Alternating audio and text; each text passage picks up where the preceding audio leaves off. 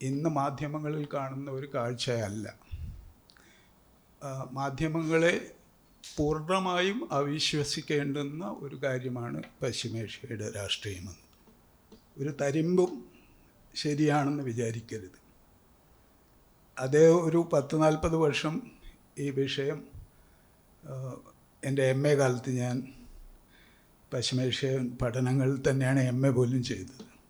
അപ്പോൾ ഒരു 40 വർഷത്തെ പഠനത്തിൻ്റെ ഒരു അടിസ്ഥാനത്തിൽ തന്നെയാണ് പറയുന്നത്.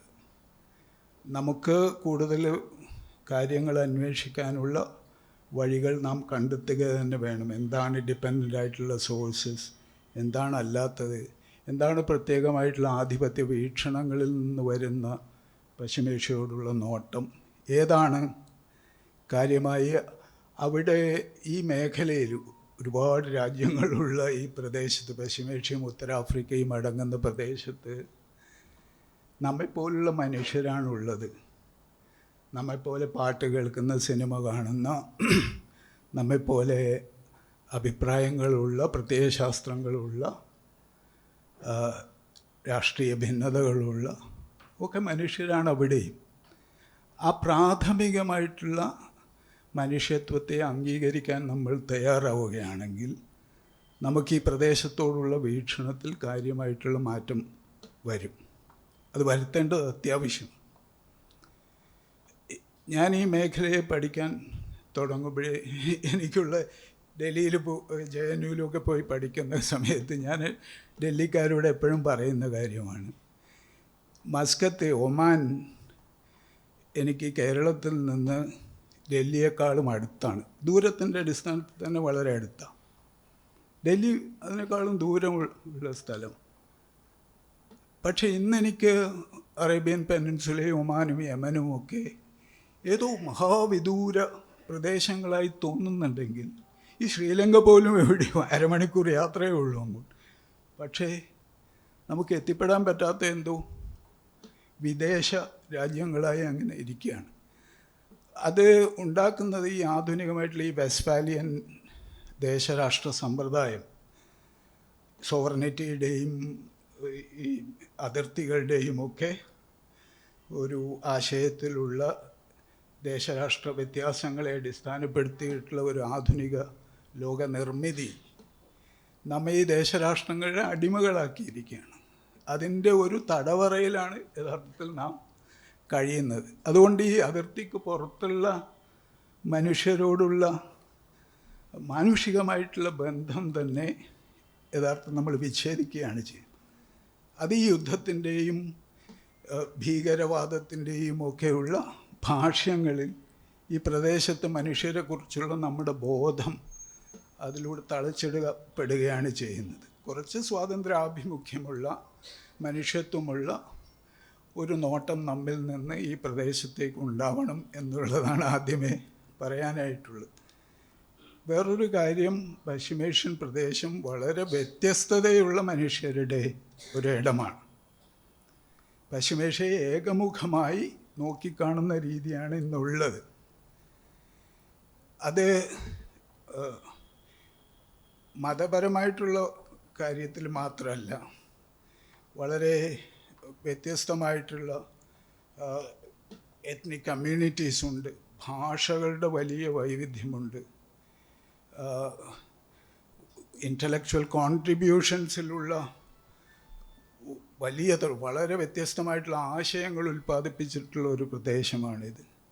ശാസ്ത്രത്തിൻ്റെ വലിയ സംഭാവന നൽകിയിട്ടുള്ള പ്രദേശമാണ്.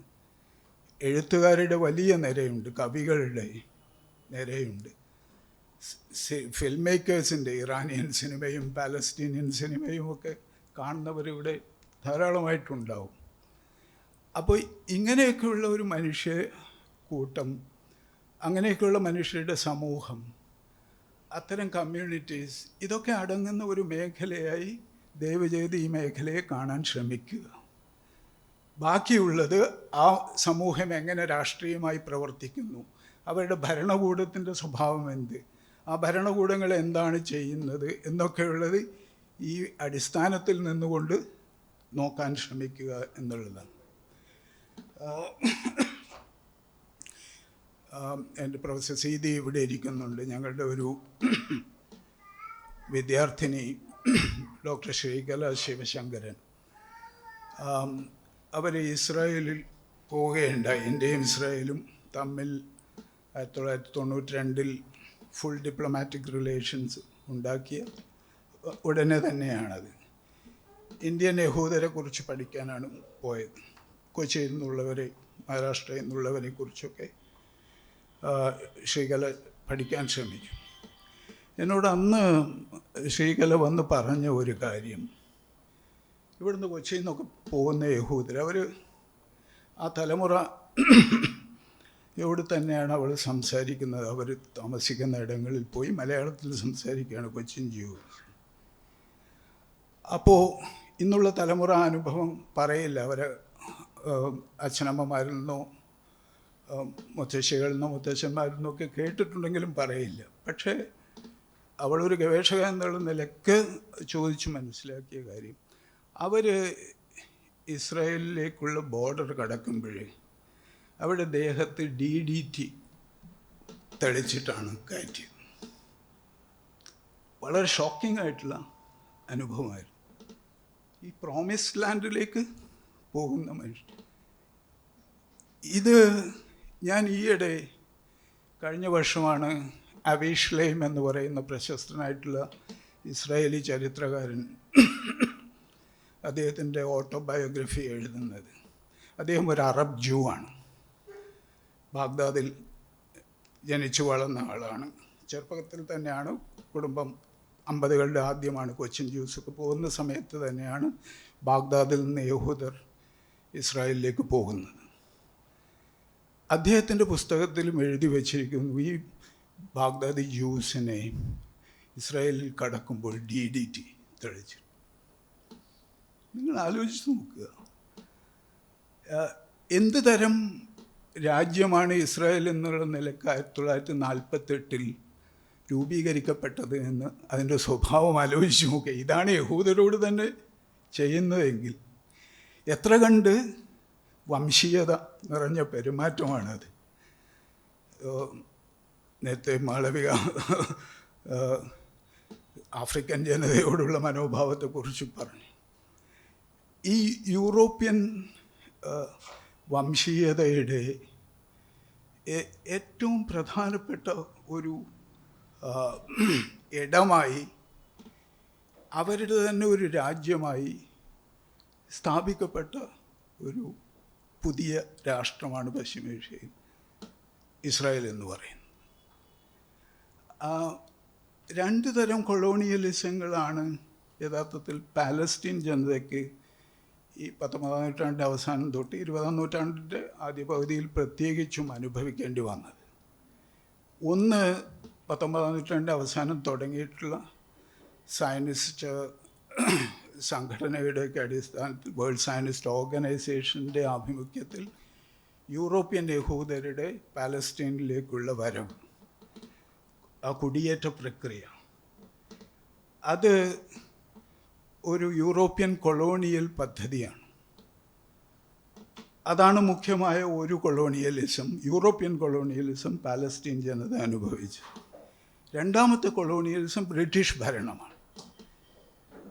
അത് ഓട്ടോമൻ എംപയറിൻ്റെ തകർച്ചയ്ക്ക് ശേഷം, ഒന്നാം ലോക യുദ്ധത്തിന് ശേഷം, അവരുടെ തോൽവിക്ക് ശേഷം ഈ മേഖല ഇവിടുത്തെ രാജ്യങ്ങൾക്കൊക്കെ സ്വാതന്ത്ര്യം കിട്ടും എന്നൊക്കെയാണ് പ്രഖ്യാപിച്ചിരുന്നത്. യുദ്ധത്തിൻ്റെ സമയത്ത് അറബ് നേതൃത്വങ്ങളോട് ബ്രിട്ടനും ഫ്രാൻസും പറഞ്ഞിരുന്നത്, ഈ ഓട്ടോമൻ എംപയർ തകർന്നു കഴിഞ്ഞാൽ നിങ്ങൾക്കൊക്കെ ഇൻഡിവിജ്വലായിട്ടുള്ള രാജ്യങ്ങൾ ഉണ്ടാക്കാം, സ്വതന്ത്ര രാജ്യങ്ങൾ ഉണ്ടാക്കാം എന്നാണ് പ്രോമിസ് ചെയ്തിരുന്നത്. ആ യുദ്ധം നടക്കുന്ന സമയത്ത് 1916 തന്നെ രഹസ്യമായി ബ്രിട്ടനും ഫ്രാൻസും സൈക്സ് പിക്കോ എഗ്രിമെൻ്റ്, ഒരു രഹസ്യ ഉടമ്പടി ഉണ്ടാക്കുക.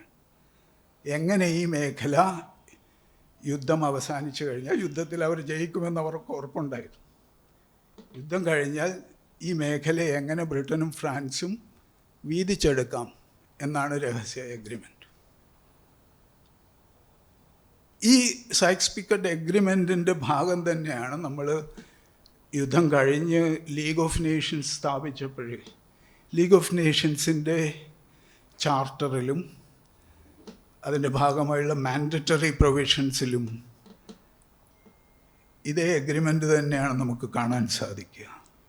സ്വാതന്ത്ര്യമല്ല ഈ പ്രദേശത്തെ ജനങ്ങൾക്ക് കൊടുക്കാൻ പോകുന്നത്, സിറിയയിലെയും ലെബനോണിലെയും പാലസ്തീനിലെയും ഒക്കെ ജനതയ്ക്ക്. അത് കൊടുക്കാൻ പോകുന്നത് പുതിയ തരം ഭരണമാണ്. എന്ത് ഭരണമാണെന്ന് ലീഗ് ഓഫ് നേഷൻസിൻ്റെ ചാർട്ടറിൽ പറയുന്നു. അതിൽ പറയുന്നത് ഈ രാജ്യങ്ങൾ, ഈ പ്രദേശത്തെ മനുഷ്യർ, ഓട്ടോമൻ എംപയറിൻ്റെ കീഴിലുണ്ടായിരുന്ന പാലസ്തീൻ പോലുള്ള പ്രദേശങ്ങൾ, ഇവരെ സിവിലൈസ്ഡ് നേഷൻസ് ഭരിക്കണം. ആരാ സിവിലൈസ്ഡ് നേഷൻസ്? ബ്രിട്ടനും ഫ്രാൻസും. എന്തുകൊണ്ടാണ് സിവിലൈസ്ഡ് നേഷൻസ് അവർ ഭരിക്കേണ്ടത്? Because they do not have the ability to rule themselves. സ്വയം ഭരണത്തിന് കഴിവില്ലാത്തവരാണത്. ആ കഴിവ് ആർജിച്ചിട്ടില്ലാത്തവരാണവർ. അതുകൊണ്ട് എന്നുവരെ ഈ സിവിലൈസ്ഡ് നേഷൻസ് ഭരിക്കണം? Until they acquire the ability to rule themselves എന്നാ പറയുന്നത്. എങ്ങനെയാണ് കൊളോണിയലിസം പുതിയ രീതിയിൽ 20-ാം നൂറ്റാണ്ടിൽ കടന്നു വരുന്നതെന്ന് ആലോചിച്ച് നോക്കുക. നമ്മൾ ലോക സംഘടന എന്നൊക്കെ, യുണൈറ്റഡ് നേഷൻസിൻ്റെ പൂർവ്വരൂപം ലീഗ് ഓഫ് നേഷൻസ്, അതിൽ പറയുന്നതാണ്. അപ്പോൾ എത്ര കണ്ട് കൊളോണിയലായിട്ട് നമ്മെ അങ്ങ് സിവിലൈസിങ് മിഷൻ നേരിട്ട് അങ്ങ് ഏറ്റെടുക്കുകയാണ് ലീഗ് ഓഫ് നേഷൻസ്. അങ്ങനെയാണ് പാലസ്തീൻ ബ്രിട്ടീഷ് മാൻഡേറ്റിൻ്റെ കീഴിൽ വരുന്നത്. അപ്പോൾ ബ്രിട്ടീഷ് ഭരണം വരുന്നു. നാം ഇവിടെ ബ്രിട്ടനെതിരെ സമരം ചെയ്യുന്ന കാലം തന്നെയാണിത്. അതുകൊണ്ട് നമുക്ക് ചങ്ങാത്തമുണ്ടായിരുന്നു പാലസ്തീൻകാരുമായിട്ട്. അറബ് ഡെലിഗേഷൻസ് ഇവിടെ ഇന്ത്യൻ നാഷണൽ കോൺഗ്രസിൻ്റെ ഡെലിഗേഷൻസ് വരുമായിരുന്നു, അങ്ങോട്ടും പോകുമായിരുന്നു. പാലസ്തീനുമായിട്ടുള്ള ബന്ധം കൊളോണിയൽ വിരുദ്ധ സമരത്തിൻ്റെ അവിഭാജ്യമായിട്ടുള്ള ഒരു ഭാഗമായിരുന്നു ഇന്ത്യയുടെ ചരിത്രത്തിൻ്റെ.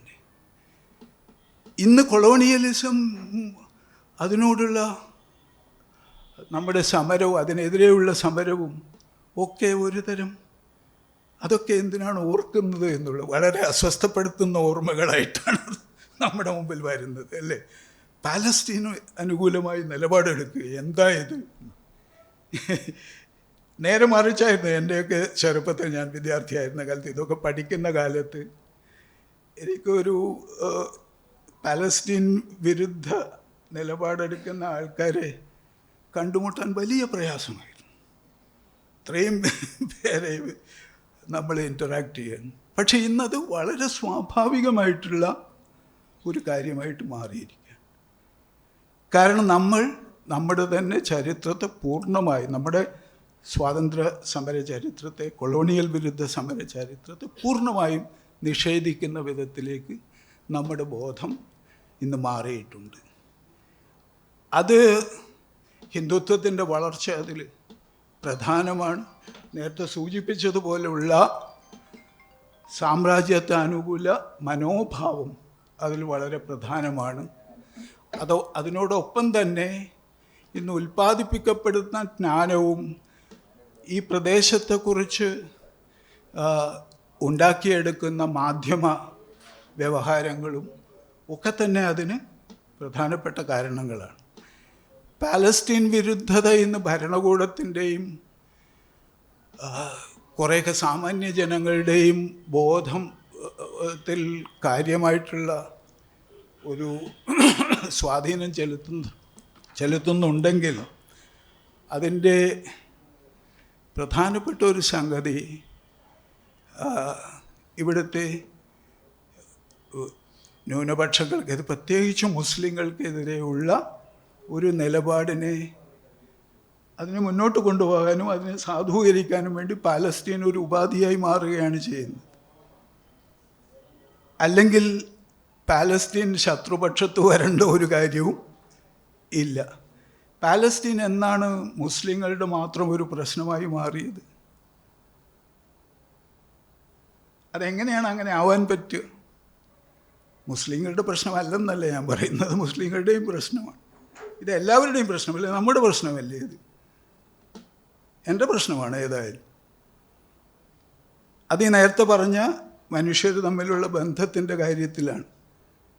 അവരെ അടിസ്ഥാനപരമായി ചൂഷണം ചെയ്യുന്ന ഈ കൊളോണിയൽ കുടിയേറ്റ വ്യവസ്ഥ ഇസ്രായേലിൻ്റെ സ്ഥാപനത്തിലൂടെ വന്നത്. അതിനുശേഷം ഇസ്രായേൽ സ്ഥാപിച്ചപ്പോൾ ചരിത്രപരമായി ഉണ്ടായിരുന്ന പാലസ്തീൻ്റെ വലിയ വിഭാഗം ഇസ്രായേലായി മാറി. ബാക്കിയുള്ള പാലസ്തീൻ പ്രദേശം, കിഴക്കൻ Jerusalem, west bank, Gaza strip ആകമാനം, ഇതെല്ലാം 1967 യുദ്ധത്തിൽ ഇസ്രായേൽ പിടിച്ചടക്കി.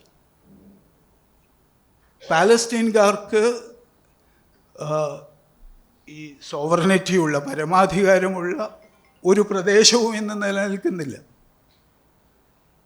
സ്വന്തം നാട്ടിൽ വെസ്റ്റ് ബാങ്കിലും ഗാസയിലും ഇപ്പോൾ ഒക്ടോബർ 7 സംഭവങ്ങൾ നിങ്ങൾ ഓർക്കുന്നുണ്ടാവും അല്ലേ? 2023 ഹമാസിൻ്റെ ഇസ്രായേലിലേക്കുള്ള അറ്റാക്ക്. ആ അറ്റാക്ക് ചെയ്യാൻ പോയ പലരും പലസ്തീൻ റെഫ്യൂജി ക്യാമ്പിൽ നിന്നാണ് അവർ പോകുന്നത്.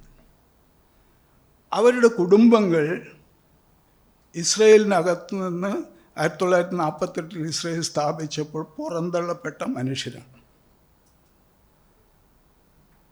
അവരുടെ പിന്മുറക്കാരാണ് സായുധരായി ഇസ്രായേലിലേക്ക് സൈനിക രീതിയിൽ മാർച്ച് ചെയ്യുകയും വലിയ ആൾനാശത്തിലേക്ക് നയിക്കുന്ന സംഭവങ്ങൾ ഉണ്ടാക്കുകയും ചെയ്തിട്ടുള്ളത്.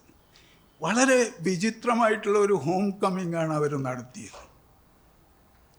ഒരുപക്ഷെ നമുക്ക് ഏറ്റവും കൂടുതൽ വേവലാതി ഉണ്ടാക്കുന്ന ഒരു കാര്യമായിരുന്നു അത്.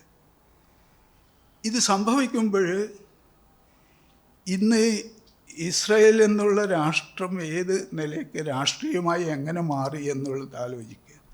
ഇസ്രായേൽ രാഷ്ട്രം അതിൻ്റെ സ്ഥാപനകാലം മുതൽ ഇന്ന് വരെ ഞങ്ങളൊരു ജനാധിപത്യ രാഷ്ട്രമാണ് എന്ന് പറഞ്ഞുകൊണ്ടിരുന്നു. ഇപ്പോഴും പറയുന്നുണ്ടെന്നാണ് തോന്നുന്നത്. കുറച്ച് കുറഞ്ഞിട്ടുണ്ട് അത് ഏതായാലും ക്ലെയിം, പക്ഷെ പറയുന്നുണ്ട് ഇപ്പോഴും. ആദ്യം തൊട്ടേ ഇതൊരു യഹൂദ രാഷ്ട്രമാണ് എന്ന് പറയും. യഹൂദരാഷ്ട്രവും ജനാധിപത്യ രാഷ്ട്രവും ഒന്നിച്ചു പോകുന്ന ഒരു സംഗതിയല്ല. കാരണം യഹൂദരല്ലാത്തവരുടെ പൗരത്വത്തെക്കുറിച്ചൊക്കെയുള്ള പ്രശ്നങ്ങൾ അവിടെ നിശ്ചയമായിട്ടും വരും. പക്ഷേ അതിനൊരു ലീഗൽ അംബിഗ്വിറ്റി അവരെപ്പോഴും മെയിൻറ്റെയിൻ ചെയ്യുമായിരുന്നു ഒഫീഷ്യലായിട്ട്. നെതന്യാഹു അധികാരത്തിൽ വന്നപ്പോൾ ഇസ്രായേലിൻ്റെ ബേസിക് ലോ മാറ്റി. ബേസിക് ലോ എന്ന് പറഞ്ഞാൽ അവരുടെ കോൺസ്റ്റിറ്റ്യൂഷൻ എന്ന് പറഞ്ഞ ഒന്നില്ല അവർക്ക്. ഈ ബേസിക് ലോ തന്നെയാണ് കോൺസ്റ്റിറ്റ്യൂഷനായിട്ട് ഫങ്ഷൻ ചെയ്യുന്നത്. അപ്പോൾ ആ ബേസിക് ലോ മാറ്റിയപ്പോൾ അതിൽ വ്യക്തമായി എഴുതി വെച്ചു ഇസ്രായേൽ ഒരു യഹൂദ രാഷ്ട്രമാണ് എന്ന് പ്രഖ്യാപിക്കുക. യഹൂദരാഷ്ട്രമായിട്ട് തന്നെയാണ് അത് സ്ഥാപിച്ചതെന്ന് നമുക്കൊക്കെ അറിയാം. പക്ഷേ ഈ പ്രഖ്യാപനം വന്നപ്പോൾ എന്താ സംഭവിക്കുന്നത്? നിശ്ചയമായും ഇസ്രായേലിനകത്തുള്ള യഹൂദരല്ലാത്ത പൗരന്മാർ, അത് മുഖ്യമായും പാലസ്തീൻകാരാണ്. ഇസ്രായേലിനകത്തുള്ള പാലസ്തീൻകാർ, വെസ്റ്റ് ബാങ്കിലെയും ഗാസയിലെയും അല്ല, ചരിത്രപരമായിട്ടുള്ള പാലസ്തീനിൽ ഉണ്ടായിരുന്ന പാലസ്തീൻകാർ ഇസ്രായേൽ ഭാഗത്തുണ്ടായിരുന്നു. ഇസ്രായേൽ സ്ഥാപിച്ചപ്പോഴവിടെ ഉണ്ടായിരുന്ന അവർ 20-21% വരും ഇസ്രായേലി പൗരന്മാരായിട്ടുള്ള പാലസ്തീൻകാർ. അപ്പോൾ അവർക്ക് യഹൂദരായിട്ടുള്ള ഇസ്രായേലി പൗരന്മാരുടെ അവകാശം അവർക്കില്ല എന്ന് നിയമപരമായി തന്നെ പ്രഖ്യാപിക്കുക. നമ്മൾ ഇപ്പോൾ ഒരു 3 കൊല്ലം മുമ്പ് ആണ് ലോകത്തിലെ അറിയപ്പെടുന്ന മനുഷ്യാവകാശ സംഘടനകളൊക്കെ, ആംനസ്റ്റി ഇൻ്റർനാഷണൽ ആണെങ്കിലും അമേരിക്കയിലുള്ള ഹ്യൂമൻ റൈറ്റ്സ് വാച്ച് ആണെങ്കിലും ഇസ്രായേലിലുള്ള ബേത്സലേം എന്ന് പറയുന്ന മനുഷ്യാവകാശ സംഘടന, ഞാൻ അവരുടെ ഓഫീസിലൊക്കെ പോയിട്ടുണ്ട്. അന്ന് അത് തുടങ്ങിയ കാലത്ത് ചെറുപ്പക്കാരായിട്ടുള്ള യഹൂദർ നടത്തുന്ന, ഇസ്രായേലിനകത്ത് തന്നെ ജെറുസലേമിൽ നടത്തുന്ന സംഘടനയാണത്. ആ സംഘടന ഒരുപാട് വർഷങ്ങളായി ഇസ്രായേൽ പാലസ്തീൻകാർക്കെതിരെ നടത്തിക്കൊണ്ടിരിക്കുന്ന അതിക്രമങ്ങളെ എപ്പോഴും റെക്കോർഡ് ചെയ്യുകയും വർഷാവർഷം റിപ്പോർട്ട് പുറത്തിറക്കുകയും ചെയ്യുന്ന സംഘടനയാണ്. യഹൂദർ മാത്രമുള്ള സംഘടനയാണ്. ആ ബെറ്റ്സലേമും ആംനസ്റ്റി ഇൻ്റർനാഷണലും ഹ്യൂമൻ റൈറ്റ്സ് വാച്ചും ഒക്കെ അവരവരുടെ പ്രത്യേക റിപ്പോർട്ടുകളിൽ from the river to the sea എന്നുള്ളത് ഇറ്റ് ഈസ് അപ്പാർത്തൈഡ്.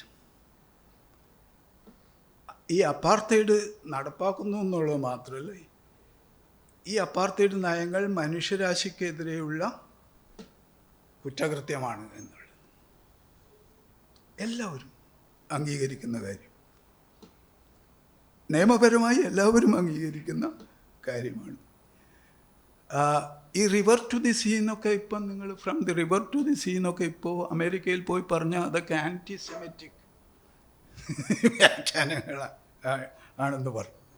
കാരണം അത് ഇസ്രായേലിനെ ഇല്ലാതാക്കാനുള്ള, കാരണം വെസ്റ്റ് ബാങ്ക്, ഈ ജോർദാൻ റിവറിൻ്റെ വെസ്റ്റ് ബാങ്ക് തൊട്ട് മെഡിറ്ററേനിയൻ സീ വരെ എന്ന് പറയുമ്പോൾ ഇസ്രായേലും അതിലടങ്ങും.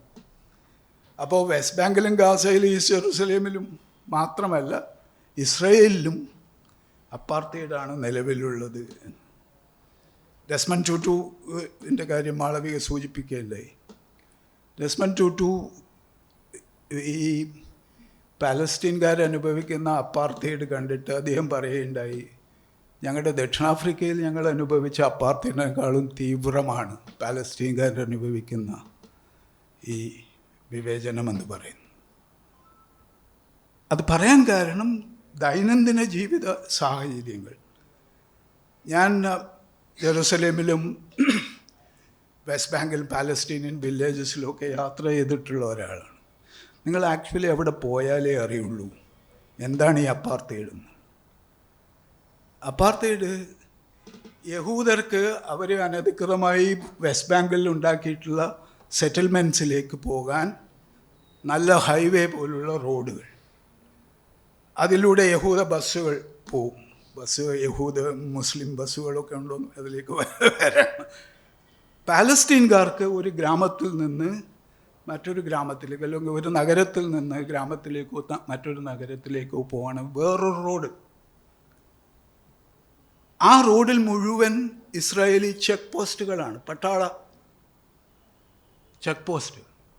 ഓരോ മനുഷ്യരെയും പരിശോധിക്കും. ചിലപ്പോൾ ദിവസങ്ങളോളം അവിടെ കാത്തു നിർത്തി ഹ്യൂമിലേറ്റ് ചെയ്യാൻ വേണ്ടി മനുഷ്യർ. ഈ ചെക്ക് പോസ്റ്റുകളിൽ സ്ത്രീകൾ പ്രസവിച്ചിട്ടുണ്ട്, ആസ്പത്രിയിലേക്ക് പോകാൻ അനുവദിക്കാതെ അവിടെ തടഞ്ഞു നിർത്തി. എത്രയോ റിപ്പോർട്ടുകളുണ്ട് അതുമാതിരി. ഞാനും അതിലെ കടന്നു പോയിട്ടുള്ളത്. ഒരു ദിവസം ഞാൻ ജെറുസലേമിൽ നിന്ന് ഒരു ബസ് പിടിച്ചു. അതിന് വളരെ ദൂരമൊന്നുമില്ല, വെസ്റ്റ് ബാങ്കിലാണ് ബെത്ലഹേം. ബെത്ലഹേമിൽ നിന്ന് എനിക്ക് ബെത്ലഹേമിലാണ് പോകേണ്ടിയിരുന്നത്. ഞാൻ അബദ്ധത്തിലാണ് ഈ യഹൂദ ബസ് പിടിച്ചത്. ഞാനൊരു അറബ് ബസ് പിടിക്കണമായിരുന്നു. അത് റോഡിൻ്റെ അപ്പുറത്താണ്. ഈ ബെത്ലഹേം എത്തിയപ്പോഴും ഞാൻ ഡ്രൈവറോട് പറഞ്ഞ് നിർത്താൻ പറഞ്ഞു, എനിക്കിവിടെയാണ് ഇറങ്ങുന്നത്. അദ്ദേഹം നിർത്തിയില്ല, അവിടെ എന്തോ കുഴപ്പം നടക്കുന്നുണ്ട്, നിർത്താൻ പറ്റില്ലെന്ന് പറഞ്ഞ് ഓടിച്ചു പോയി. കുറേ ദൂരത്തിൽ ആളില്ലാത്ത ഒരു സ്ഥലത്ത്, കുറേ പാടങ്ങളൊക്കെ ഉള്ള സ്ഥലത്താണ് നിർത്തിയെന്ന് പറഞ്ഞാൽ സഡൻ ബ്രേക്ക് ഇട്ട് എന്നോട് പെട്ടെന്ന് ഇറങ്ങാൻ പറയും. കാരണം അവിടെ നിർത്തുന്നത് അവരെ സംബന്ധിച്ചിടത്തോളം അത്ര സേഫല്ല. ഇതിൽ നിന്ന് ഞാൻ ഇറങ്ങുകയാണ്. ഇറങ്ങുമ്പോഴെനിക്ക് ചുറ്റും കാണാൻ സാധിക്കും ധാരാളം ചെറുപ്പക്കാർ ചുറ്റുവട്ടത്തുമുള്ള ഗ്രാമങ്ങളിൽ നിന്നൊക്കെ ഓടി വരികയാണ്. കാരണം ആരോ ഒരാൾ യഹൂദ ബസ്സിൽ നിന്ന് ഇറങ്ങിയിരിക്കുകയാണ് അവരുടെ ഗ്രാമത്തിലേക്ക്. ആരുമാവാം, അവർ ഇസ്രായേലിൻ്റെ ചാരനാവാം, പട്ടാളക്കാരാവാം, എന്തോ ആവാം. അപ്പോൾ എനിക്ക് മനസ്സിലായി ഇത് കുറച്ചും ഇറ്റ്സ് എ ഡേഞ്ചറസ് സിറ്റുവേഷൻ. ഇത്രയും പേര് ഓടി. അപ്പോൾ എനിക്ക് ഈ അവർ ഓടി വരുന്നതിനിടയ്ക്കുള്ള ഏതാനും നിമിഷങ്ങളേ ഉള്ളൂ ആലോചിക്കാൻ, ഞാൻ എന്തിവരോട് പറയും, എങ്ങനെ രക്ഷപ്പെടും. ഞാൻ അന്ന് പറഞ്ഞു, ഇത് 90കളുടെ ആദ്യമാണ്. 87 ഇന്തിഫാദ പൂർണ്ണമായി കെട്ടടങ്ങിയിട്ടില്ല ആ സമയം. ഞാൻ അവരോട് ഓടി വരുമ്പോൾ ഞാൻ അവരോട് വലിയ ഒച്ചത്തിൽ തന്നെ പറഞ്ഞു, അനമിനൽ ഹിന്ദ്, ഞാൻ ഇന്ത്യയിൽ നിന്നുള്ള ആളാണ്. അത് പറഞ്ഞപ്പോൾ നിങ്ങൾ പെട്ടെന്ന് എല്ലാവരും നിന്നു. ആ ഒരു അഗ്രസീവായിട്ട് വരുന്നെന്ന് നമുക്ക് തോന്നുന്നത് ഇല്ലാതെ ഞാൻ പറഞ്ഞു ഇങ്ങനെ അബദ്ധത്തിൽ അതാ അപ്പോഴാണ് ഇത് യഹൂദ ബസ്സിൻ്റെ കാര്യം ബസ്സിൽ നിന്ന് തന്നെ മനസ്സിലായി ബത്ലഹേമിൽ നിർത്താത്തപ്പോൾ. പക്ഷെ അത് ചെയ്തപ്പോൾ ഇന്ത്യയിൽ നിന്നാണെന്ന് പറഞ്ഞപ്പോൾ അവർ പെട്ടെന്ന് നിൽക്കുകയും പിന്നീട് നമ്മളോട് കുശലം പറയുകയും അവരുടെ വീടുകളിലേക്ക് വിളിച്ചു കൊണ്ടുപോവുകയും ഒക്കെ ചെയ്തു. ഇന്നാണ് ഞാൻ പോകുന്നത് എങ്കിൽ നേരെ മറിച്ചായിരിക്കും സംഭവം. ഇന്ന് ഞാൻ ഇന്ത്യയിൽ നിന്നാണെന്ന് പറഞ്ഞാൽ വാ, കാരണം അന്ന് അപ്പോഴും നമ്മൾ പാലസ്തീനുമായിട്ട് പൂർണ്ണമായി ഐക്യദാർഢ്യം നിലവിലുണ്ടായിരുന്നു. ഇന്നതില്ല. ഒരു തരത്തിലുള്ള ഹ്യൂമിലിയേഷനാണ് നമുക്ക് ശരിക്കും ലോകത്ത്, പ്രത്യേകിച്ച് വ്യത്യസ്ത രീതിയിലുള്ള മൂവ്മെൻറ്റ്സിലൊക്കെയുള്ള മനുഷ്യരുമായി സംസാരിക്കുമ്പോൾ നമ്മുടെയൊക്കെ ഗവൺമെൻറ്റിൻ്റെ പൊസിഷൻ ഇങ്ങനെയാണല്ലോ എന്ന് അവരെ നിങ്ങൾ ഈ ജനോസൈഡ് നടത്താൻ, ഈ വംശഹത്യ നടത്താൻ ആയുധ സഹായം ഇസ്രായേലിന് ചെയ്യുന്നു എന്നുള്ളത്.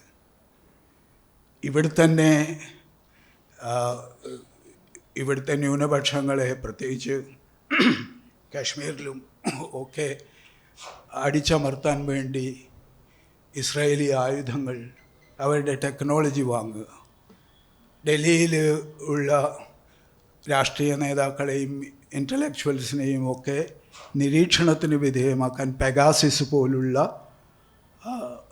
നിരീക്ഷണ ഉപാധികൾ, സോഫ്റ്റ്വെയറുമൊക്കെ ഇസ്രായേലിൽ നിന്ന് വാങ്ങുക. എന്തൊക്കെ തരത്തിലുള്ള മാറ്റങ്ങളാണ് വന്നിരിക്കുന്നതെന്ന് ആലോചിച്ച് നോക്കി. ഞാൻ പറഞ്ഞു വന്നത് ഈ കൊളോണിയൽ ചരിത്രം, യൂറോപ്യൻ കൊളോണിയൽ ചരിത്രം, യഹൂദ കുടിയേറ്റത്തിലൂടെയും ബ്രിട്ടീഷ് ഭരണത്തിലൂടെയും സാമ്രാജ്യത്വ പ്രക്രിയകളിലൂടെയൊക്കെ വന്ന ഒരു വലിയ ചരിത്രമാണ് പാലസ്തീൻകാർക്കുള്ളത്. അതുകൊണ്ട് പാലസ്തീൻ പ്രശ്നത്തെക്കുറിച്ച് നാം ചർച്ച ചെയ്യുമ്പോൾ ഏറ്റവും പ്രാഥമികമായി നമ്മൾ മനസ്സിലാക്കേണ്ടത് ഈ കൊളോണിയൽ വിരുദ്ധ ഒരു വീക്ഷണകോണിലൂടെ തന്നെ ഈ പ്രശ്നത്തെ നോക്കിക്കാണാൻ ശ്രമിക്കുക എന്നുള്ളത്. അത് അത്യാവശ്യമായി വരുന്നത് പല കൊളോണിയലിസങ്ങളും നമ്മുടെ രാജ്യത്തേതടക്കം പരമ്പരാഗത രീതിയിലുള്ള യൂറോപ്യൻ കൊളോണിയലിസങ്ങൾ ഒഫീഷ്യലായിട്ട് അവസാനിച്ച രാജ്യങ്ങളാണ് ബഹുഭൂരിപക്ഷവും. പക്ഷേ ഈ സെറ്റിലർ കൊളോണിയലിസം ഇന്നും നേരിട്ട് അനുഭവിക്കുന്ന ജനതയാണ് പാലസ്തീൻകാർ. അവരെ സംബന്ധിച്ചിടത്തോളം കൊളോണിയലിസം ഒരു പഴയ കഥയല്ല. നേരിട്ടുള്ള ആധിപത്യപൂർണ്ണമായിട്ടുള്ള ഭരണം എന്ന് പറയുന്നത് ദൈനംദിനം ഇന്നും അനുഭവിക്കുന്ന ഒരു പ്രശ്നമാണ്. അതുകൊണ്ട് നമ്മുടെ സാമ്രാജ്യത്വ വിരുദ്ധതയും കൊളോണിയൽ വിരുദ്ധതയും ഒക്കെ ഇന്നും ഏറ്റവും കൂടുതൽ പ്രസക്തമായിട്ടുള്ള ഒരു കാര്യമാണ് പാലസ്തീനെ സംബന്ധിക്കുന്നത് എന്നുള്ളത്. ഞാൻ ഒരു വിദ്യാർത്ഥി കാലം തൊട്ട് എന്നെ പാലസ്തീൻ ജനതയോടുള്ള ആഭിമുഖ്യമുള്ള ഒരാളായി മാറ്റുന്നതിൽ യഹൂദ ചരിത്രകാരന്മാർ ചെയ്തിട്ടുള്ള വലിയ സംഭാവനയുണ്ട്. ഞാൻ ആദ്യകാലത്ത് വായിക്കാൻ ശ്രമിച്ചിട്ടുള്ളത് മാക്സിം റോഡിൻസിനെ പോലുള്ള ഫ്രഞ്ച് യഹൂദ ചിന്തകൻ്റെ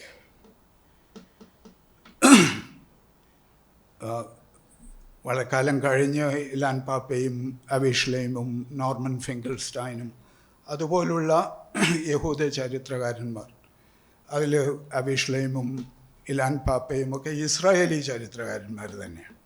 നോർമൻ ഫിംഗൽസ്റ്റൈൻ അമേരിക്കൻ ചരിത്രകാരൻ. ഈ ആദ്യം 60കളുടെ അവസാനം 1967 അറബ് ഇസ്രായേലി യുദ്ധത്തെ തുടർന്നാണ് Maxime Rodinson Israel a colonial settler state എന്ന് പറയുന്ന പുസ്തകം എഴുതുന്നു. ആരാണ് മാക്സിം റോഡിൻസൺ? ഫ്രഞ്ച് യഹൂദനാണ്. അദ്ദേഹത്തിൻ്റെ അച്ഛനും അമ്മയെയും നാസി കോൺസെൻട്രേഷൻ ക്യാമ്പിലിട്ട് ഹിറ്റ്ലർ കൊന്നതാണ്. അച്ഛനും അമ്മയും കൊന്നതാണ്. അയാളാണ് പുസ്തകം എഴുതുന്നത് Israel a colonial settler state. ഈ സെറ്റിലർ കൊളോണിയലിസമാണ് അവിടെ നടക്കുന്നത്, അല്ലാതെ യഹൂദരെ നന്നാക്കാനുള്ള അവർക്ക് വേണ്ടിയിട്ടുള്ള ഒരു രാജ്യമായ അല്ല അതിനെ കാണേണ്ടത് എന്ന്. അതെ, ഈ നാസി അനുഭവമുള്ള യഹൂദർ, നേരിട്ടുള്ള അനുഭവമുള്ള യഹൂദർ, നോർമൻ ഫിങ്കിൾസ്റ്റൈൻ്റെ അച്ഛനും അമ്മയും കോൺസെൻട്രേഷൻ ക്യാമ്പിലായിരുന്നു. അന്ന് റഷ്യൻ പട്ടാളവുമൊക്കെ പോയി അവരെ വിമോചിപ്പിച്ചതാണ് രണ്ടാം ലോക യുദ്ധത്തിൻ്റെ അവസാന കാലത്ത്. സർവൈവേഴ്സാണ് അവർ.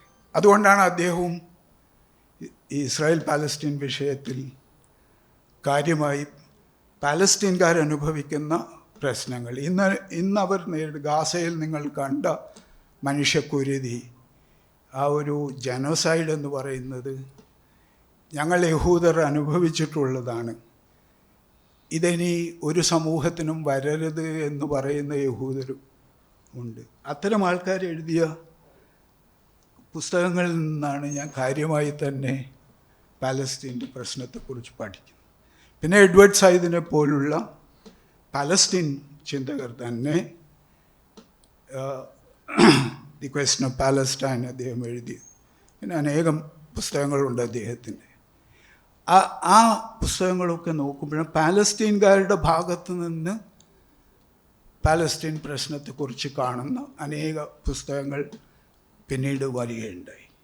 അതിൽ നിന്ന് നമുക്ക് Zionism from the stand point of its victims എന്നാണ് എഡ്വേർഡ് സയ്യിദ് ആദ്യം ഒരു ലേഖനമായിട്ട് എഴുതിയതാണ്. അതാണ് ദി ക്വസ്റ്റൻ ഓഫ് പാലസ്റ്റൈൻ എന്നുള്ള പുസ്തകമായി എഴുതുന്നത്.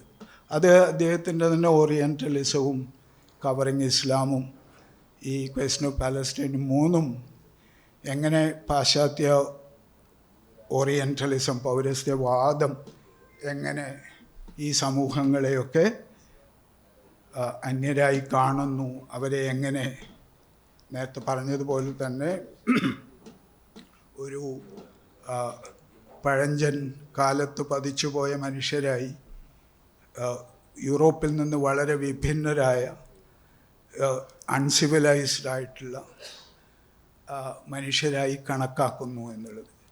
സയണിസം എന്ന യൂറോപ്യൻ പ്രത്യയശാസ്ത്രം എങ്ങനെ പാലസ്തീൻകാരെ ആ വിധത്തിൽ പൂർണ്ണ മനുഷ്യരായി, ആധുനിക മനുഷ്യരായിട്ടൊന്നുമല്ല കണക്കാക്കിയിരുന്നതെന്ന് നമുക്കറിയാം. അതുകൊണ്ട് തന്നെ അവർക്ക് നേരെ അതിക്രമം നടത്തുന്നതും, പലസ്തീൻകാർക്ക് നേരെ അതിക്രമം നടത്തുന്നതും, അല്ലെങ്കിൽ ഈ മേഖല പശ്ചിമേഷ്യൻ മേഖലയിലുള്ള മനുഷ്യർക്കെതിരെ യുദ്ധം നടത്തുന്നതും അവരെ ആക്രമിക്കുന്നതും ഒന്നും ഒരു പ്രശ്നവുമായിട്ടും അവർക്ക് തോന്നുന്നില്ല. യൂറോപ്പിനും അമേരിക്കയ്ക്കും തോന്നുന്നില്ല എന്നുള്ളത്. എന്തുകൊണ്ട് തോന്നുന്നില്ല? കാരണം പൂർണ്ണ മനുഷ്യരല്ല അവർ. നേരത്തെ പറഞ്ഞ പോലെ സാവേജേഴ്സ്, അല്ലെങ്കിൽ അതിനുള്ള പുതിയ 21-ാം നൂറ്റാണ്ടിലെ വാക്കാണ് ടെററിസ്റ്റ് എന്ന്. എന്നും ആയുധവും ബോംബും ഒക്കെ ആയിട്ട് നടക്കുന്ന മനുഷ്യരാണ്. അതുകൊണ്ട് അവർക്ക് മനുഷ്യത്വ പരിഗണന അവരർഹിക്കുന്നില്ല. അതുകൊണ്ട് അവരെ കൊല്ലുന്നതിൽ ഒരു തെറ്റുമില്ല. കൊല്ലുന്നത് ഒരുപക്ഷെ നീതിയുക്തമായിട്ടുള്ള കാര്യമാണ് എന്ന വ്യാഖ്യാനമാണ് വരുന്നത്. നമ്മളും അത് ഫോളോ ചെയ്യാൻ തുടങ്ങിയാൽ ഈ മേഖലയിലുള്ളവർ അങ്ങനെയാണ്, അതുകൊണ്ട് അവരെ കൊല്ലുന്നതിൽ പ്രശ്നമില്ല എന്നുള്ള നിലയിലേക്ക് എത്തും. അതുകൊണ്ടാണ് ഞാൻ ആദ്യമേ പറഞ്ഞത്, അവരെ ആദ്യമേ മനുഷ്യരായി കണ്ടുകൊണ്ട് ഈ പശ്ചിമേഷ്യയിലെ ജനതയെ, പലസ്തീൻകാരെ അടക്കം നോക്കിക്കാണാൻ ശ്രമിക്കുക എന്നുള്ളത്.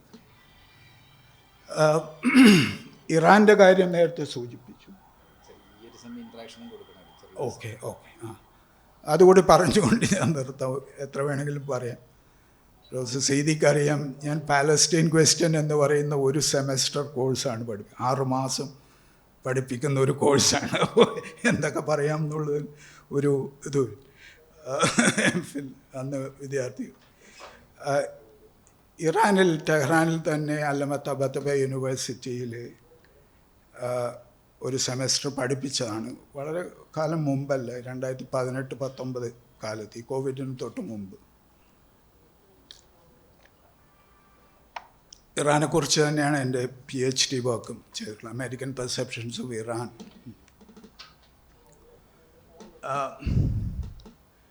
ഇറാനെക്കുറിച്ചുമുള്ള ധാരണ ഇതാണ്: ഒരു ഇസ്ലാമിക് റിപ്പബ്ലിക് 1979 ശേഷം വന്നു.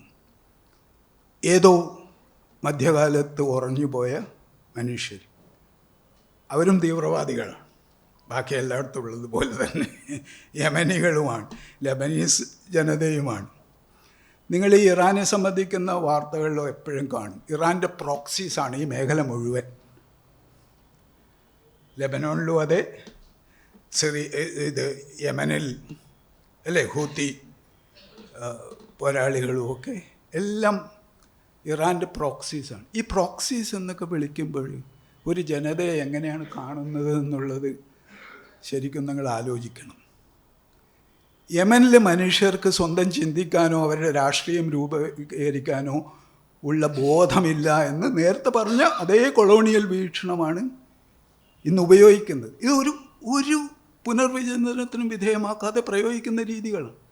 ലെബനോണിലെ മനുഷ്യർ ഇസ്രായേലിനെതിരെ നിരന്തരം പോരാടുന്ന, അതിൻ്റെ ബോർഡറിലായതുകൊണ്ട് അവരൊക്കെ ഇറാൻ്റെ proxies. Iranian revolution Hezbollah form ചെയ്യുമ്പോൾ ആശയപരമായിട്ടുള്ള ഒരു ഇൻഫ്ലുവൻസ് ഉണ്ടായിരുന്നു. പക്ഷെ അവരെടുക്കുന്ന തീരുമാനങ്ങളൊക്കെ അവരുടെ തീരുമാനങ്ങളായിട്ടാണ് മനസ്സിലാക്കേണ്ടത്. അവർക്കിതിനൊക്കെയുള്ള ബോധ്യമുണ്ട് എന്നുള്ളത്. ഇറാനിയൻ ജനതയുടെ കാര്യം ആലോചിക്കുക. 19-ാം നൂറ്റാണ്ടിൻ്റെ അവസാനമാണ് വലിയ ആൻറ്റി ഇമ്പീരിയലിസ്റ്റ് പ്രക്ഷോഭങ്ങൾ നടന്ന പ്രദേശമാണ്. 1906 മുതൽ 1911 വരെ കോൺസ്റ്റിറ്റ്യൂഷണൽ റെവല്യൂഷൻ എന്ന് വിളിക്കുന്ന റെവല്യൂഷൻ നടന്ന രാജ്യമാണത്. ലോകത്തിലെ ആദ്യ കമ്മ്യൂണിസ്റ്റ് പാർട്ടികൾ ഒന്ന് ഉണ്ടായത് ഇറാനിലാണ്. റഷ്യൻ വിപ്ലവം കഴിഞ്ഞ ഉടനെ ഗിലാൻ എന്ന് പറയുന്ന പ്രോവിൻസിൽ, ഇവിടെ നമ്മൾ ജിലാനി സൂഫി ആളിയൊക്കെ അറിയാം, അത് ഗിലാൻ സോവിയറ്റ് റിപ്പബ്ലിക് ഇറാനിയൻ ജനത സ്ഥാപിച്ചതാണ്. രണ്ടാം ലോക യുദ്ധകാലത്ത് ആസർബൈജാൻ റിപ്പബ്ലിക്, ഇറാനിലെ ആസർബൈജാൻ, അവിടെ സ്ഥാപിച്ചാണ്. തൂതെ പാർട്ടിയെ പോലുള്ള ലോകത്തിലെ വലിയൊരു കമ്മ്യൂണിസ്റ്റ് പാർട്ടി ഈ റെവല്യൂഷൻ വരെ കാര്യമായി ഷായെ പുറത്താക്കുന്നതിൽ വലിയ റോള് വഹിച്ചതാണ്. ഫെദൈനെ ഖൽക്ക് എന്ന് പറയുന്നത്, മുജാഹിദീനെ ഖൽക്ക്, ഇസ്ലാമിക് മാർക്സിസ്റ്റുകൾ ഉണ്ടായിരുന്നു. ഇപ്പം ഇസ്ലാമിക് മാർക്സിസ്റ്റ് എന്നൊക്കെ പറയുന്നത് നിങ്ങൾ കേൾക്കുക തന്നെ ഇല്ല. അതൊക്കെ സാധാരണമായിരുന്നു പശ്ചിമേഷ്യയിൽ. ഈജിപ്തിലാണെങ്കിൽ ഹസൻ ഹനഫിയെ പോലുള്ള വലിയ ഫിലോസഫേഴ്സ്, ഇസ്ലാമിക് ലെഫ്റ്റ് എന്ന് അങ്ങനെ പുസ്തകം എഴുതിയിട്ട് അങ്ങനെയുള്ള പ്രവർത്തനങ്ങളും നടത്തിയിട്ടുള്ള മനുഷ്യരാണ്. ഈ മേഖല ആകമാനം പശ്ചിമേഷ്യയും ഉത്തര ആഫ്രിക്കയും വലിയ ജനകീയ പ്രസ്ഥാനങ്ങൾ ഉണ്ടായിട്ടുള്ള ഒരു പ്രദേശമാണ്. ഇന്നും പല വിധത്തിൽ നടക്കുന്ന പ്രദേശവുമാണ്. ഇത് കാര്യമായി തന്നെ ഓർമ്മയിൽ നാം വെക്കേണ്ടുന്ന ഒരു കാര്യമാണ്. അറേബ്യൻ പെനിൻസുലയുടെ കാര്യം എടുക്കുക. ഇന്ന് അതിൽ ബഹുഭൂരിപക്ഷം ഈ ഗൾഫ് രാജ്യങ്ങൾ, ഈ ഇപ്പുറത്തെ ഗൾഫിൻ്റെ ഈ തീരത്തുള്ളത്, പേർഷ്യൻ ഗൾഫിൻ്റെ അപ്പുറം ഇറാനും ഇറാഖും, പക്ഷേ ഇപ്പുറത്തുള്ള ഈ GCC രാജ്യങ്ങൾ എല്ലാം രാജഭരണങ്ങളാണെന്ന് നിങ്ങൾക്കറിയാം. പഴയ രീതിയിലുള്ള ഒരു ഭരണ സംവിധാനം. പക്ഷേ ഈ മേഖലയൊക്കെ ഇതുമാതിരി ഏതോ മധ്യകാല ജീവിതത്തെ ഓർമ്മിപ്പിക്കുന്നതായിരിക്കും പലർക്കും. ഈ മേഖലയെക്കുറിച്ച് പഠിക്കുന്നവർക്ക് അങ്ങനെയല്ല. വലിയ റെവല്യൂഷണറി മൂവ്മെൻറ്റ്സ് ഉണ്ടായിട്ടുള്ള സ്ഥലമാണ് ഈ അറേബ്യൻ പെനിൻസുല എന്ന് പറയുന്നത്. ഇന്ന് പലർക്കും വിശ്വസിക്കാൻ പ്രയാസം. ഈ ഒമാനിൽ തന്നെ ദൂഫാർ റെബലിയൻ എന്ന് പറഞ്ഞാൽ 70കളിൽ നടന്നത് ഒമാനിൽ താമസിച്ചിട്ടുള്ളവർക്കറിയാം. ഒരു മാർക്സിസ്റ്റ് ലെനിനിസ്റ്റ് വിപ്ലവം അവിടെ ഉണ്ടാക്കി. Popular front for the liberation of Oman, അതിൻ്റെ പേര് പിന്നെ liberation of Oman and the Arabian Gulf എന്ന് കൂടെ അവരാക്കിയിട്ടു. അതൊരു വിധത്തിൽ സുൽത്താനെ മാറ്റി ജനകീയാധികാരം പിടിക്കുന്നുള്ള സമയത്താണ് അമേരിക്ക ഇറാനിലെ ഷായുടെ സഹായത്തോടുകൂടി ആയുധങ്ങൾ സുൽത്താൻ എത്തിക്കുകയും ഇതിനെ അടിച്ചമർത്താൻ, ഇന്ദിരാഗാന്ധിയും അതിനെ അടിച്ചമർത്താൻ സഹായം ചെയ്തിട്ടുണ്ട്. ഈ ഭരണകൂടങ്ങളൊന്നും സ്റ്റേബിളായിട്ടുള്ള ഭരണകൂടങ്ങളായിരുന്നു, ജനകീയ പ്രക്ഷോഭങ്ങൾ. ഈ യമൻ എന്ന് പറയുന്ന ഇപ്പോൾ നിങ്ങൾ ഹൂത്തികളുടെ കാര്യം ആകെ പാലസ്തീൻകാർക്ക് അനുകൂലമായി നേരിട്ട് എന്തെങ്കിലും മെറ്റീരിയലായി സഹായം എത്തിച്ചിട്ടുള്ളത് അവരാണ് ഇസ്രായേലി കപ്പലുകളെ ഈ റെഡ് സീയിൽ തടഞ്ഞു നിർത്തുകയും ആയുധങ്ങൾ കൊണ്ടുപോകുന്നതിന് തടയാൻ നോക്കുകയും ഒക്കെ നേരിട്ട് ചെയ്തിട്ടുള്ള ഒരു ജനതയാണ് യമനി ജനത. ഈ യമൻ 1990 വരെ 2 യമനുകളായിരുന്നു എന്ന് നിങ്ങൾക്കറിയാം. 90-ലാണ് ഇത് രണ്ടും കൂടെ ലയിച്ചു ഒരു യമനായത്. അതിൽ സൗത്ത് യമൻ ഒരു കമ്മ്യൂണിസ്റ്റ് രാജ്യമായിരുന്നു 1990 വരെ. അപ്പോൾ നമ്മുടെ ഓർമ്മയൊന്ന് ആലോചിച്ച് നോക്കി. അപ്പോൾ ഇങ്ങനെയുള്ള പ്രസ്ഥാനങ്ങളൊക്കെ ഉള്ള ഒരു അവിടുത്തെ ജനങ്ങൾ പാലസ്തീൻ അനുകൂലമായി പോരാടാൻ തയ്യാറാവുന്നു എന്ന് പറയുന്നതിൽ എന്ത് അത്ഭുതമാണുള്ളത്. അത് ഇറാനിയൻ പ്രോക്സി. യമനി ജനതയെ ഇങ്ങനെ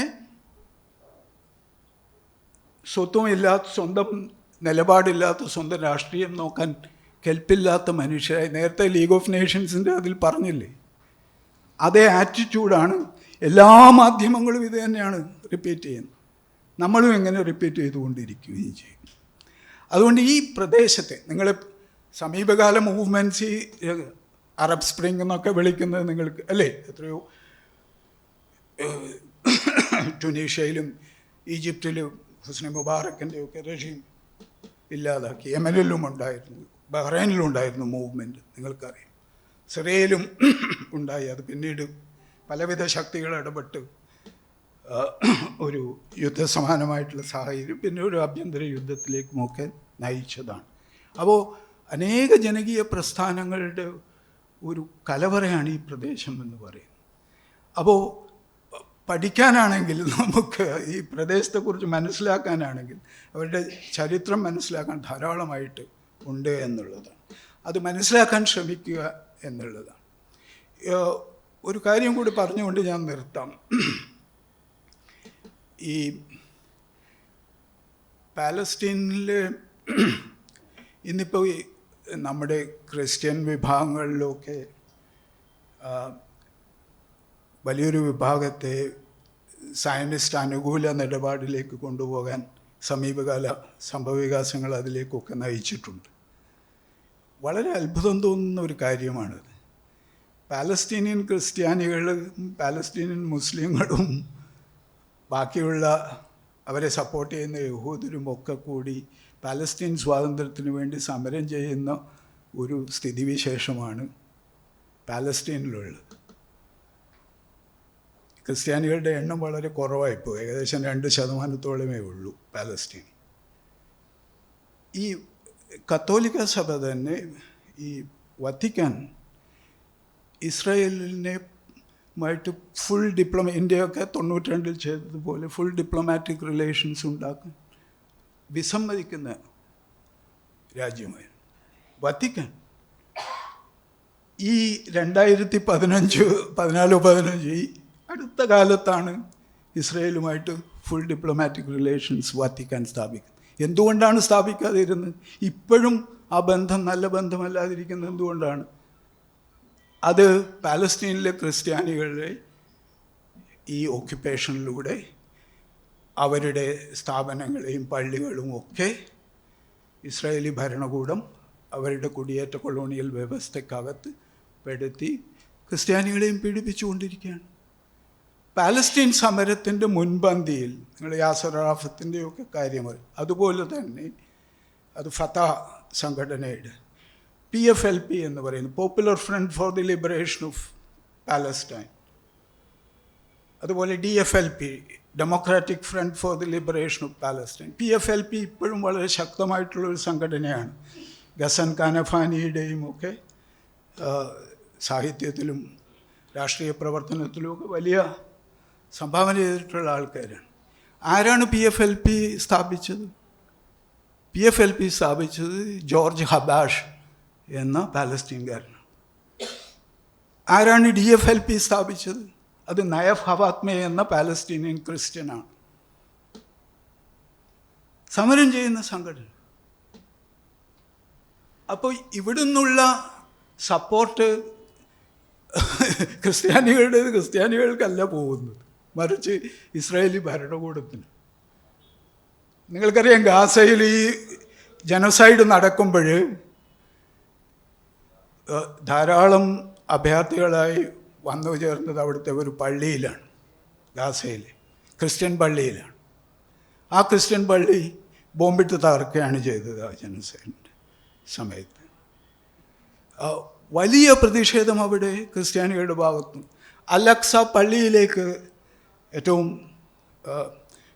പ്രധാനപ്പെട്ട സ്ഥലമാണ് മുസ്ലിങ്ങളെ സംബന്ധിച്ചിടത്തോളം. അതിലേക്ക് അവിടുത്തെ ഇസ്രായേലിലെ തീവ്ര വലതുപക്ഷ നേതാക്കൾ ഇരച്ചു കയറിപ്പോയി ബഹളമുണ്ടാക്കാൻ വേണ്ടി ചെയ്തപ്പോൾ അതിനെതിരെയുള്ള ആദ്യത്തെ ഏറ്റവും പ്രധാനപ്പെട്ട പ്രതികരണം വരുന്നത് ജെറുസലേമിലെ ക്രിസ്ത്യൻ പേട്രിയാർക്കിൽ നിന്നാണ്, അവിടുത്തെ സഭാ നേതാവിൽ നിന്നാണ്. ഇത് അങ്ങേയറ്റം അനീതിയാണ്. ഈ റിലീജിയസ് വർഷിപ്പ് പ്ലേസസ് ഓഫ് വർഷിപ്പിന് എതിരെ നടക്കുന്ന ഇത്തരം ആക്രമണങ്ങൾ ഞങ്ങൾ പാലസ്തീൻകാർക്കൊക്കെ എതിരെ ഉള്ള ആക്രമണമായിട്ട് കാണുകയാണ് അവർ ചെയ്യുന്നത്. അതുകൊണ്ട് തന്നെ ഈ നേരത്തെ യഹൂദ ചരിത്രകാരന്മാരുടെയൊക്കെ കാര്യം പറഞ്ഞു. ഇന്നിപ്പോൾ പാശ്ചാത്യ ലോകത്ത് നിങ്ങൾ പാലസ്തീൻ ഈ ജനോസൈഡിനെതിരെയുള്ള ഗാസയിലെ സംഭവങ്ങൾക്ക് ശേഷമുള്ള പ്രകടനങ്ങളൊക്കെ നോക്കിക്കഴിഞ്ഞാൽ മുൻപന്തിയിൽ യഹൂദരെ കാണാൻ സാധിക്കും. പറഞ്ഞു വരുന്നത് എന്താണെന്ന് വെച്ചാൽ, പാലസ്തീൻ സമരത്തോടുള്ള ഐക്യദാർഢ്യം എന്നുള്ളത് പാലസ്തീനിലെ ജനത ബഹുഭൂരിപക്ഷം മുസ്ലിങ്ങളാണ്, അവരും ന്യൂനപക്ഷം വരുന്ന ക്രിസ്ത്യാനികളും ആ പ്രദേശത്തിനകത്തും പുറത്തുമുള്ള ധാരാളം യഹൂദരും ഒക്കെ ഒന്നിച്ച് നിന്ന് പൊരുതുന്നതാണ്.